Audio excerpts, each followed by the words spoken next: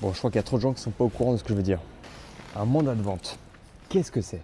Il faut savoir que quand tu vends un appartement, tu as deux options. Soit tu le vends par toi-même, soit tu le vends en agence. Ok, mais du coup, c'est quoi la différence? Attends, je t'explique. Quand tu le vends en agence, tu vas signer ce qu'on appelle un mandat de vente. Un mandat de vente, c'est un contrat entre toi et l'agence qui dit que c'est eux qui vendent ton appartement et qui touchent une commission. Ok, mais du coup, il y a différents types de mandats? Oui, attends, je t'explique. Tu as trois types de mandats. Tu as le mandat simple, le mandat exclusif et le mandat semi-exclusif. Mais attends, mais c'est quoi la différence? Attends, bouge pas, je t'explique. Le mandat simple, ça veut dire que l'agence en question, elle peut vendre ton appartement, mais tu peux aussi donner ton appartement à la vente à une autre agence et à une autre agence, et surtout, tu peux le vendre par toi-même. Le mandat exclusif, ça veut dire que c'est que l'agence qui peut vendre l'appartement. Mais attends, mais du coup, il n'y a pas une alternative. Il y a le mandat semi-exclusif ou le mandat confiance, ça dépend des agences. C'est deux noms, mais c'est la même chose. Avec ce mandat, il y a une seule agence qui peut vendre ton appartement, donc l'agence que tu as choisie, mais tu peux vendre l'appartement par toi-même aussi. Mais du coup, si je vends par moi-même, est-ce que je paye les honoraires de l'agence? Ça, c'est à négocier, ça dépend. Il y a des agences qui vont te dire, écoute, si tu trouves l'acheteur, tu me le donnes, moi je me charge de tout à ta place et je te fais 50% sur les honoraires.